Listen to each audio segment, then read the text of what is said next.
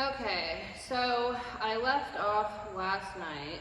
Hi, this is Heather here with Underwater Panther. First of all, I am working on my Libra or Entp Astro-Psychological series in Libra season. It is the end of September, so we are officially initiating into fall. I went over quite a bit last night. I covered, let me scroll back up. I would like to announce that my Libra or Entp book is available for purchase, ebook. The information is in the description below. So, excuse me. Alright, so we covered quite a bit. I went over my current theory on our Astro-Psychological report. Talked a little bit about the 16 personality types according to the MBTI. I only use 12 according to the zodiac archetypes, so I don't use the four background types. I went over what the sun sign is, or our ego. Went over the briefing of that. I covered what temperament is. So Libra is a starter type. They are an intellectual according to psychology, and they are an air sign according to astrology. They are considered the visionary or rogue, and their primary interaction style is informative, initiating movement. The secondary temperament is abstract, pragmatic, and systematic. They're future thinkers. They're all about systems and probabilities, and they live in the world of what if. I went over the four sides of the mind theory a little bit, the ego, subconscious, unconscious, and superego. Now, they are a part of the heart temple, and I do take the four sides of the mind into consideration when I talk about the ego, but I do prioritize astrology when it comes to the subconscious as our moon sign, the unconscious as the Saturn and Mars, and sprinkle in the outer planets within that, and then the superego is our rising sign. So I went over the 7th house, what that represents. It represents partnerships, all relationships, business, personal marriage contracts, and they tend to, Libra pulls off of Aries. They are opposite, but because of the polarity, they do have a lot of the same traits within each other. So Aries being the 1st house, and then Libra being the 7th house, so I went into that. Went over the air element, the cardinal modality, what fall season represents. I went into how Libra is the only inanimate object in the zodiac, so they are dual like Gemini and Pisces. I covered masculine and feminine energies within us. I went into the tarot a little bit, so also introversion and extroversion. They are an extroverted personality type. And elaborated on the heart temple, broke down their interaction styles in depth, and then I had a 30-minute recap on Libra, so the overarching recap of how Libra personality plays out. And so I left off on the extroverted intuition hero cognitive function with Venus as their ruling planet. And so now I am probably going to dive straight into Saturn being exalted in Libra, and then introverted thinking as the parent cognitive function. And then I will be getting into Mars in left field, and extroverted feeling in the child position, and the sun in fall, and introverted inferior Introverted Sensing Inferior Cognitive Function. So I'm scrolling through my ebook. I think it turned out to be about 9,800 pages. So I'm just scrolling through here and seeing exactly where I left off. My computer died last night. I got about 2 hours of film in. Alright, so yes, I am ready to jump into the exaltation. So I do start with astrology. I explain what the position means, what the planet means, and then I dive into psychology and explain what the cognitive function is, as well as the cognitive position. So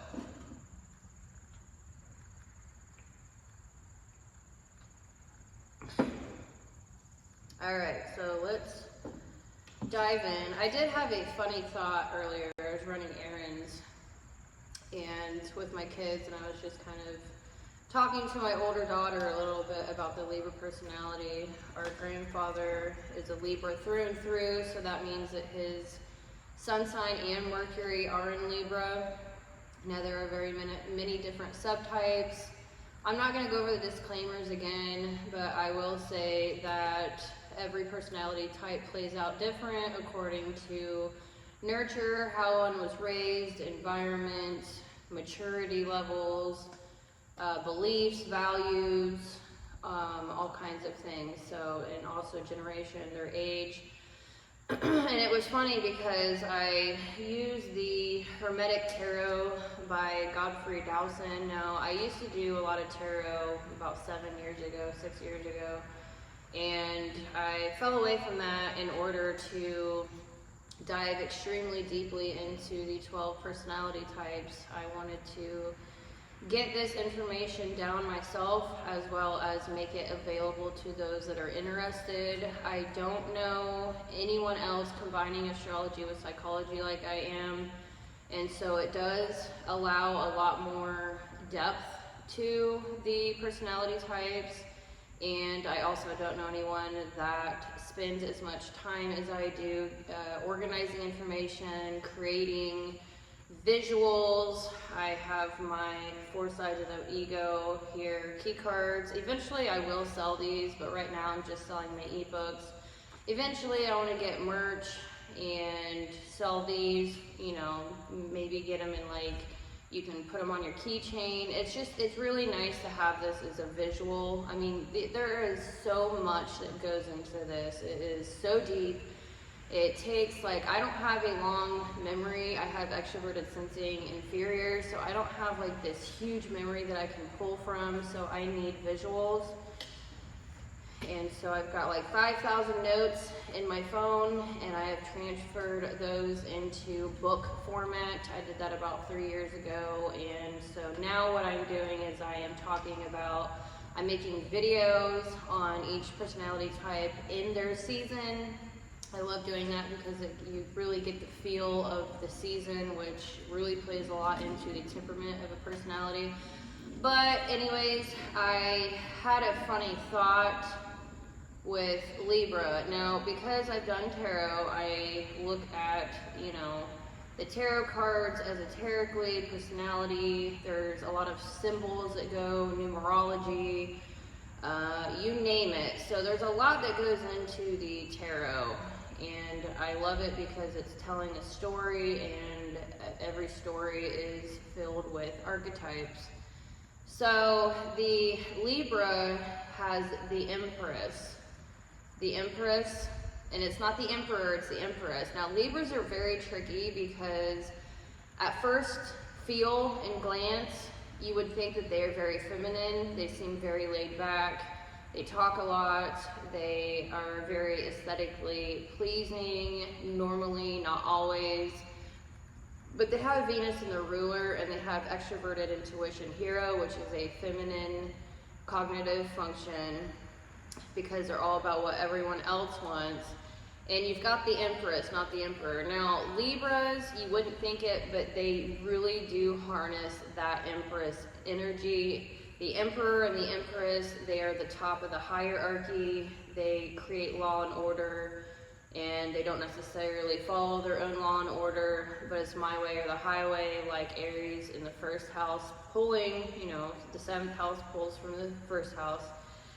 So it's funny because they didn't put the Emperor in here, which was Aries. They put the Empress, which at first glance, Libras are feminine, but deep down they are extremely masculine.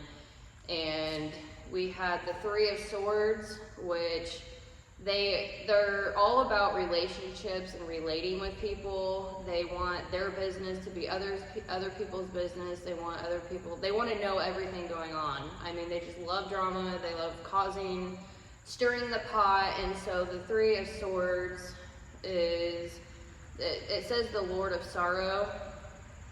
And it's hilarious because they tend to stir the pot in other people's relationships, family, friends, co-workers. And so the 3 of Swords here, you've got that energy of, you know, causing a little bit of chaos, and they're like jumping into other people's relationships.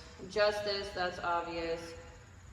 2 of Swords, that's like seeing both sides of a dispute. They tend to be like Gemini. Geminis they sit on the fence, so they act like they agree with everybody, and then they talk crap behind people's backs, and they like never take a side, so it's like they're peaceful. That's funny. And then you've got the King of Cups. So the King of Cups is water. It's the feelings and emotional realm. And so you've got the Empress and the King of Cups, and that just makes me giggle because it's kind of like a little jab, you know, in the ribs, stating, hey, Libras are pretty feminine, and you would never guess that they are masculine. It's like a huge cosmic joke. And then you've got the Queen of Swords. So again, it's not the Emperor. You've got a lot of feminine energy here, although it is still high up in the hierarchy. I thought that was hilarious. So, I don't know, I just wanted to throw that in here. Okay, so, exaltation. So what is exaltation in astrology? So there's a little disclaimer here. Just because you have a place of exaltation doesn't necessarily mean it'll play out that way. You truly need to look at your whole natal chart, the synastry within, as well as how developed or underdeveloped your psychological functions are to determine where you may put too much emphasis on a given energy or actions you take. So a planet in a sign of a similar nature, but which it does not rule, is said to be in exaltation. The planet gets strength and energy from its exaltation, and thus its influence is mostly positive. Therefore, Saturn and introverted thinking and the parent have the ability to express their highest forms better in principle. You can also overexhaust yourself here and overreact to things. So the exaltation is a place of awareness, and it has the ability to express their highest forms better in principle. So they tend to be really good at Saturn and introverted thinking things more than most. So the hero is an autopilot function. I'm going to briefly go over here. The hero is the strongest, most dominant, and well-developed function, or our autopilot. And we tend to not project that function onto others, but the hero function, we tend to go into heroic inflation, so we can get stuck in extremes, and it can take over the ego to the point we are unconscious practically. So it's like an autopilot. We tend to like get too comfortable here in the hero. So the hero would be Venus for Libra, so we tend to get too comfortable, which means that we are not on our A game, and we tend to not express that in the best of ways. So we're not as good. We're naturally good at the hero, but we're not as good as the parent, because the parent is a lot more mature than the hero, and we are more conscious of the parent or exaltation. So I wanted to hammer that home.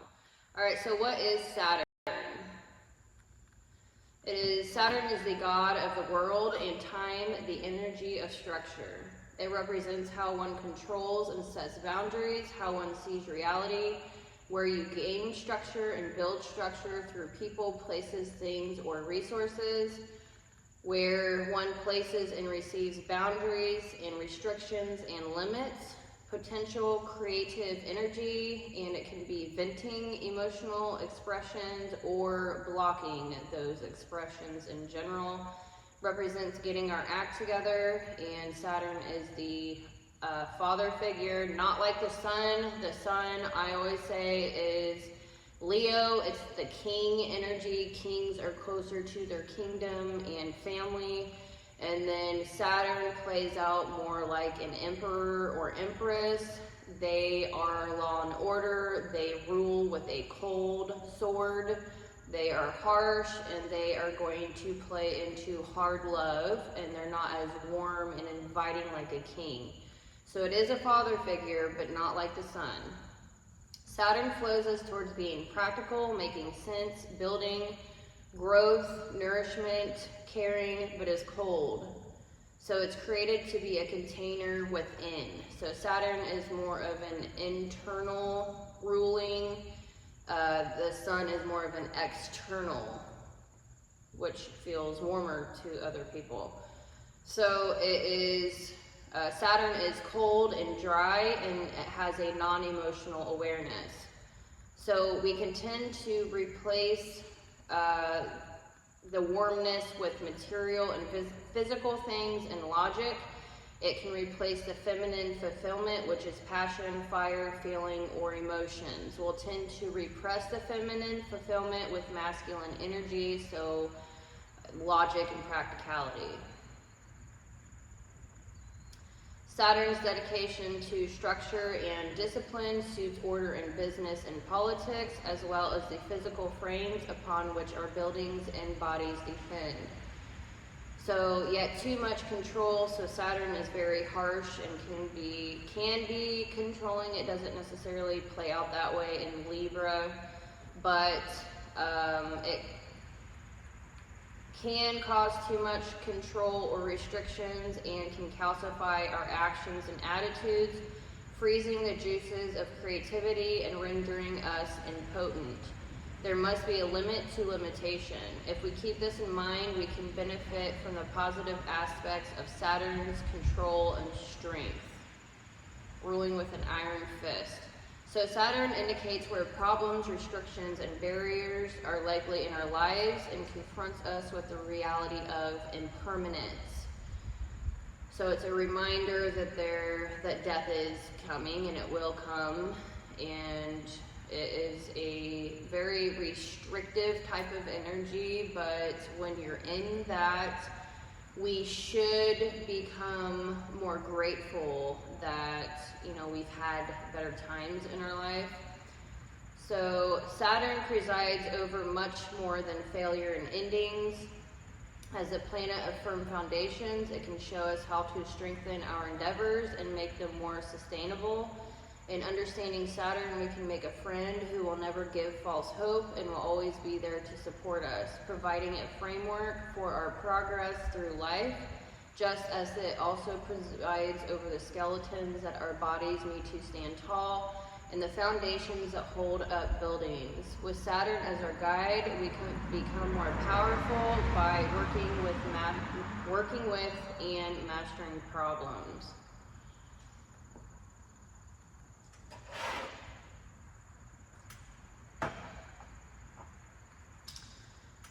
Okay, so Saturn is the lord of harvest and death,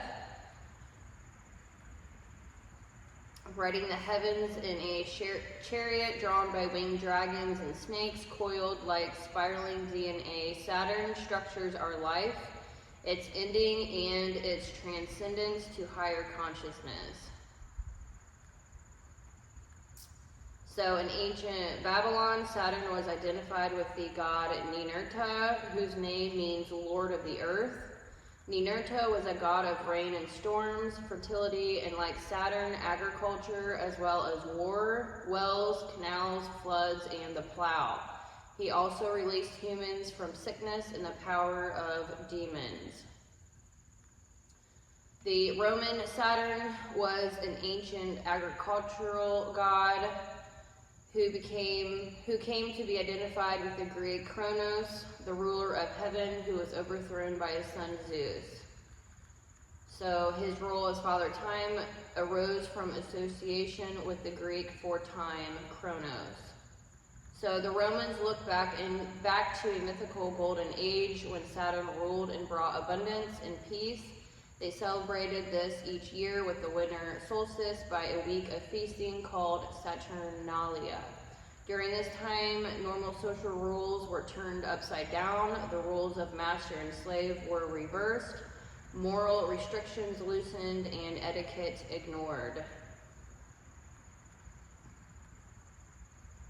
In India, astrology, Saturn, or Shani has similar ambivalence to that found in the West. The planet presides over career and longevity, but can also bring bad luck and hardships.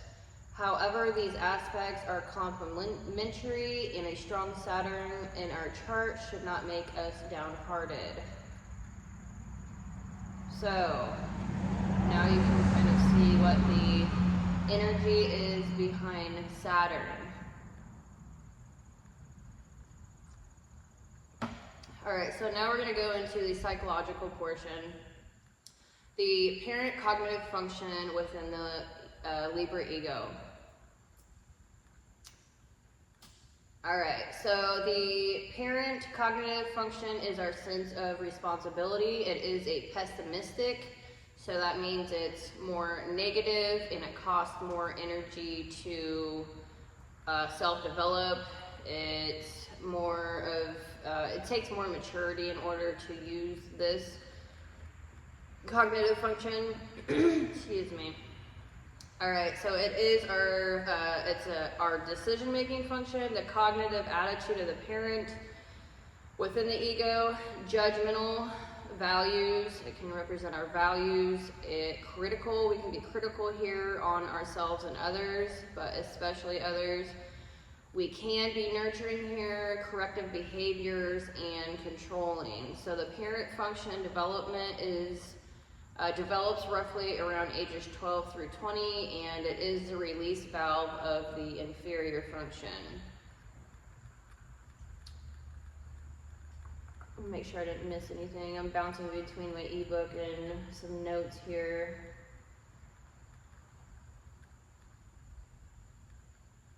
So it is a guidance function. The parent is a guidance function. The more we develop our guidance functions, the better we can use our gateway functions. So those are for those that are really deep into this.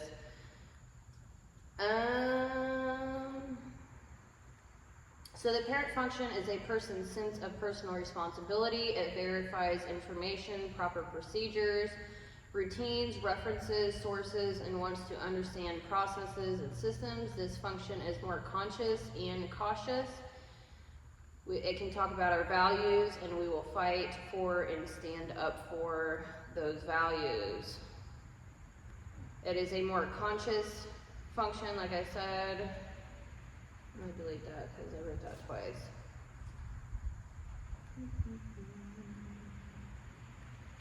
So yes, it is a pessimistic function. It takes more energy to use and has a negative slant. We tend to be more conscious of this function. We are responsible and cautious in this area. It is less obsessive and better controlled consciously, so it's a healthier and more organized than the hero. It can also feel like a compulsion in which we should be doing this thing in our lives. What is that? We had something on my computer. We do tend to project this function onto others due to this function being a different orientation than the hero. The hero is a positive and this is a negative. We can tend to jump over this function, especially in stressful situations when we need to listen to it the most.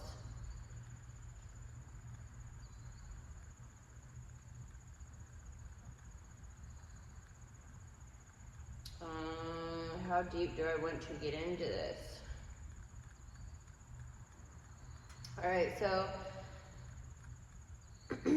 our parent function does the job unlike the hero and doesn't expect a party afterwards. A mature warrior just does his or her duty. It forces people to behave and stay in line in society.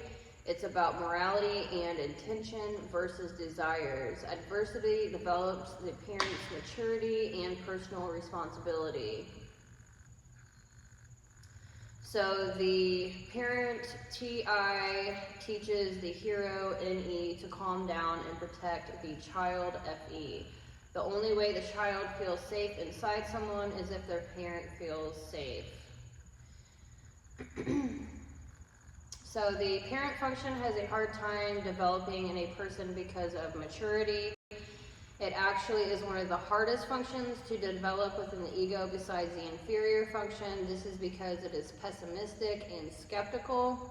Before adolescence or young adulthood, most people are operating under the hero and child functions, which are optimistic because they don't expend as much energy while using them, mental energy. They are considered positive functions. As people mature, they'll start using their pessimistic functions, which are the parent function and inferior. The parent has more awareness than the child function, but costs more energy to use. And I really feel like something's in my throat. I apologize, I'm like still sick kinda. So over time, our parent function's voice will grow louder, demanding to be heard. If we resist its development, we will perpetuate dominant hero extremes and exacerbate inferior repression. We need to release this tension by integrating the parent function in a healthy manner. So we tend to double down on the use of our child function, which is extroverted feeling here, instead of admitting that our hero and child is not completely serving us well. The hero and child have the same orientation, extroverted in Libra's case, and feels like a team-up situation. This creates a false sense of power and can become quite addictive. The extroverted and introverted sides of our personality can grow dangerously extreme over time when we are stuck in this loop. So doubling down on the child function, which is extroverted feeling and Mars here, to avoid the parent development, introverted thinking, is usually a slow and unconscious process of threat management and defense building, but only creates more life problems as time goes on. This is often why it resembles a slow spiral to rock bottom. Many people have to hit rock bottom to admit their problem solving or lack thereof is actually unhealthy and isn't working. Ideally, the parent function counterbalances and addresses the blind spots and excesses of the child function. Relying heavily on your hero and child can work as a child and teenager because life is much simpler, but certainly will not work as an adult as life gets more complicated. With hero and child function focus, you're only seeing or using half of reality. Function development is a long-term process, and you will certainly make mistakes, but those are opportunities to learn and mature. Since the parent function is the opposite orientation of the hero, it will bring them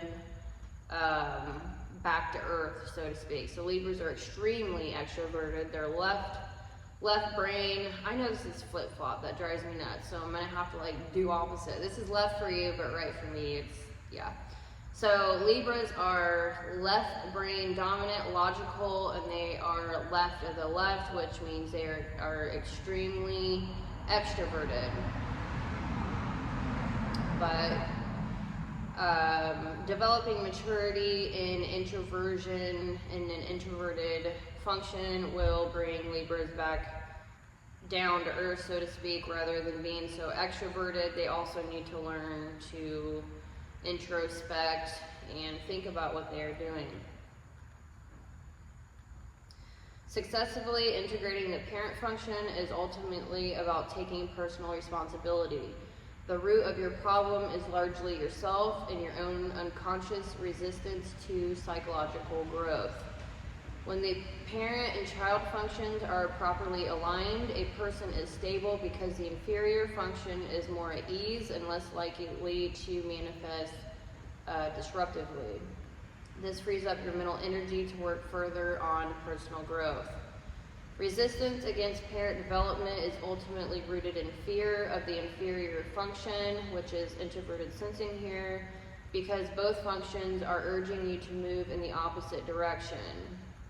That seems unnatural to your leading function in your ego, which is extroverted intuition.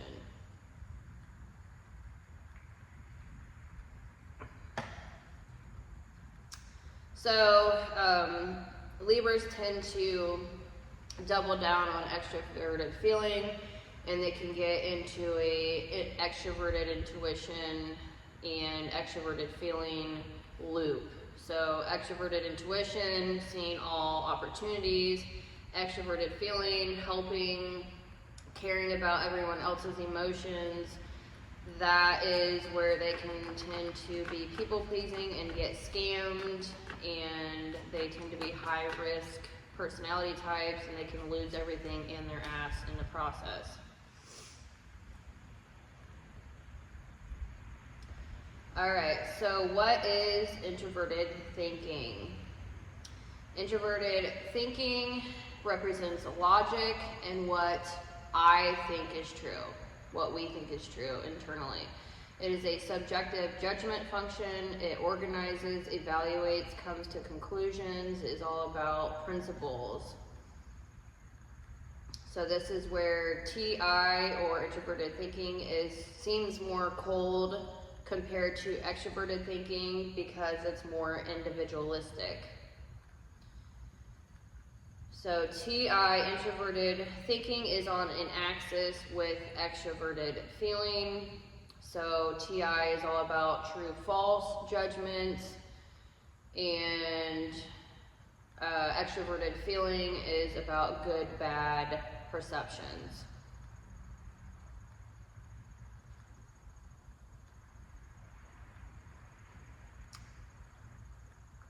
So TE, extroverted thinking, the opposite of TI, is more about statistics and data and the collective true-false or beliefs, and introverted thinking is more doubtful than TE and pushes for closure.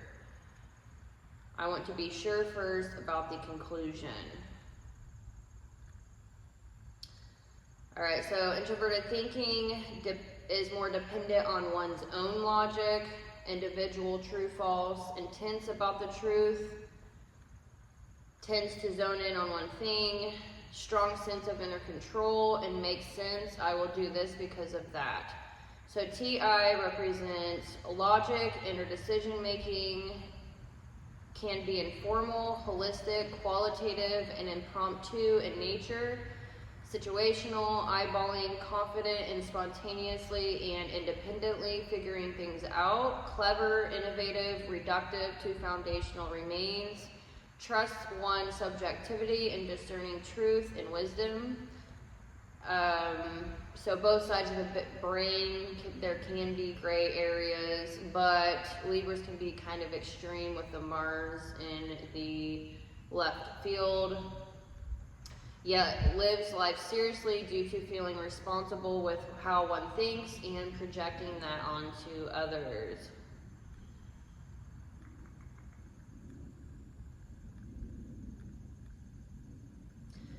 TI, this is where the harsh truth comes in with Libras. It's the cold, icy sort of truth, very harsh.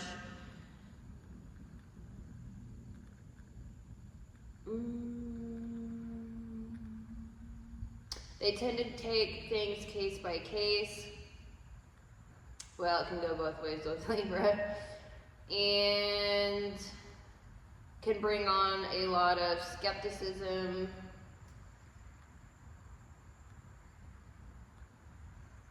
It is more of a liberal type of thinking. It's very open to researching a lot of things, but it still comes to its own conclusion.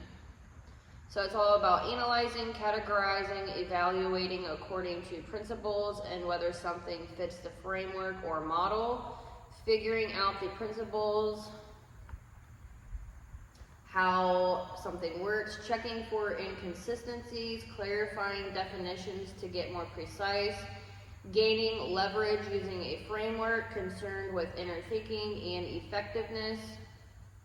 Personally, so it's more individualized, like I said, introversion, have very little interest in directing others due to caring about fine-tuning their own thinking and frameworks, but due to Libras being, they can seem very passive and laid back, but don't be fooled. What, honey? Huh? Push that red button real quick so I can take a break.